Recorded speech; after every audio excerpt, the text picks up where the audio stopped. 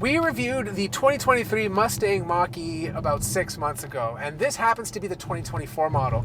Now, there's not a lot of massive changes, but there have been some changes since the last version. We want to talk about it, we want to go over it, and we want to help you pick the perfect Mach-E. More importantly, Andrea's lease is up in December, and she still has this car on her short list. So Andrea, what has changed? Okay, so for the 2024 model, you have a lot of extra range. The most important thing when it comes to an electric car is range. That is usually the first thing someone asks is, what is the range like?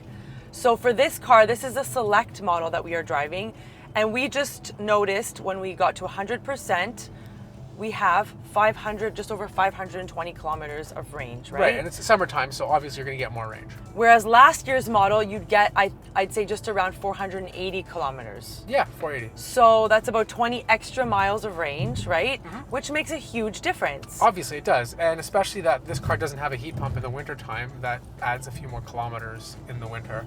But more than a few.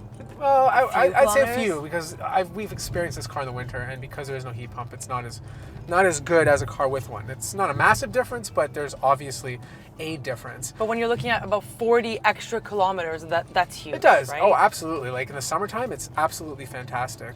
So what other upgrades? The GT has the performance upgrade now, right? Yes. It can go anywhere from 0 to 60 in like 3.3 seconds. Yeah. Which is faster than the Model Y. Slightly faster. Slightly faster. Not by a lot, but it is. Y, but also a bit faster than last year as well. Yeah, last year was 3.5. Yeah, it's not significant, but like, you know, these car companies are trying to show how big they are by, you know, trying to make their cars go as fast as possible. Really not as exciting as it used to be, because all electric cars go really, really fast, you know? Now, the reason why the range has been increased is because they switched their battery technology. Right, so in 2023, the lithium-ion battery was only introduced halfway through the year, whereas now in 2024, they all have that battery. Which is great. It's great in some ways. It's a cheaper battery, but it's more durable in the sense that like you can charge it higher more often than the previous type of battery.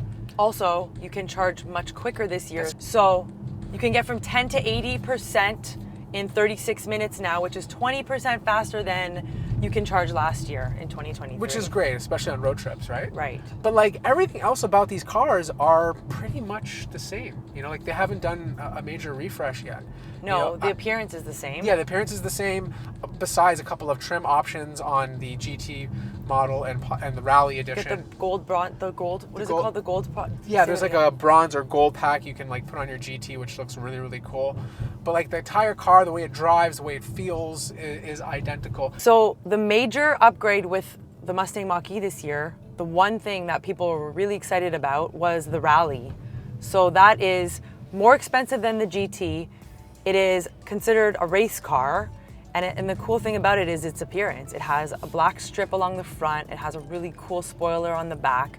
But that really is just for people that really want to race. Now, I want to get into the more important question is, like, with this car already being out for a few years, do you still think it's worth it in 2024? Especially considering that maybe, like, in 2 years, they're probably going to refresh it, and I'm guessing they're going to probably put a heat pump in the car. Yes. Would you still buy it today? This is still on my list, I know it's on your short list, but why? Because I love the look of it. I love the way it drives. When I have done road trips with this car, I never feel uncomfortable. I can sit in this car for 3 hours and never feel uncomfortable. The seats are amazing.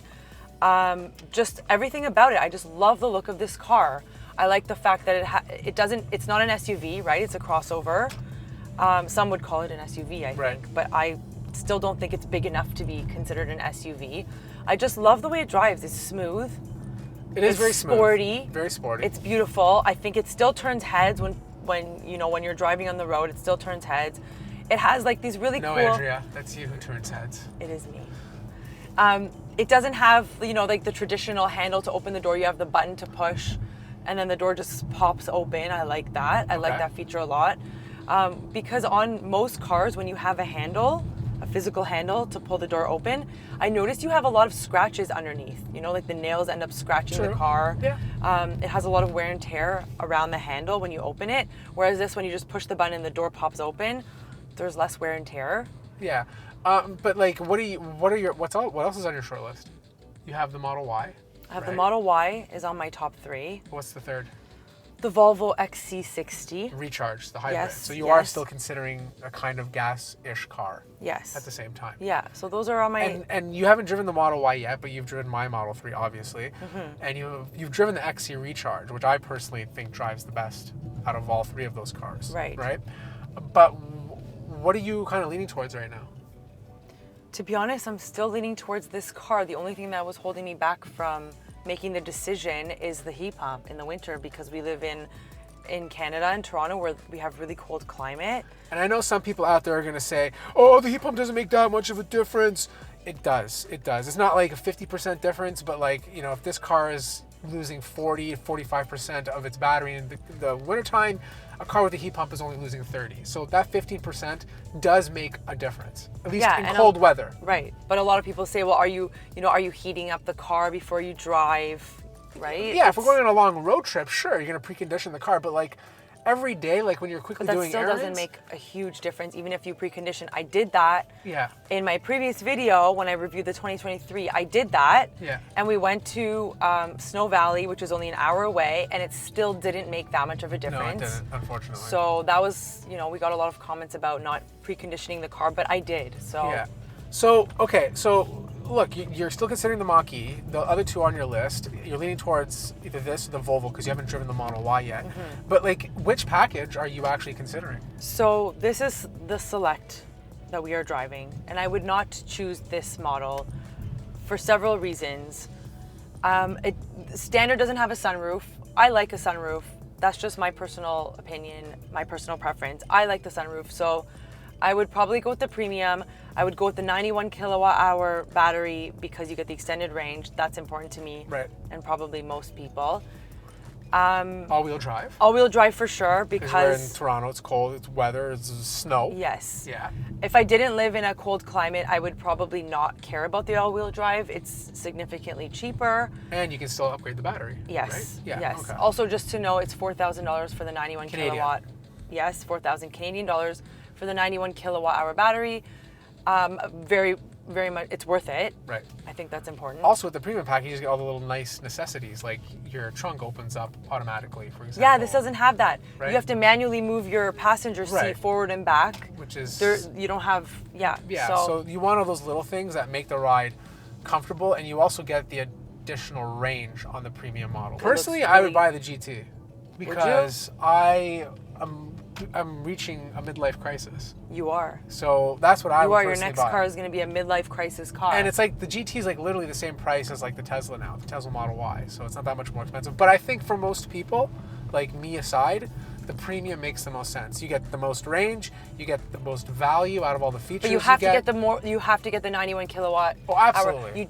Hour. It doesn't come standard with 91 kilowatt. Yeah, you got to add that as well. You can get the 72 as well. No, but I think 91 is the right move. Range Of course, is like the most important thing in electric. Right, regardless of where you live. Exactly. Yeah. So that's what I would do.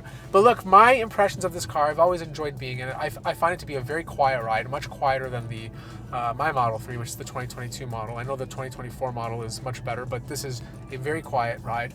A little bit of tire noise. It's spacious in the front. Back seats are obviously smaller.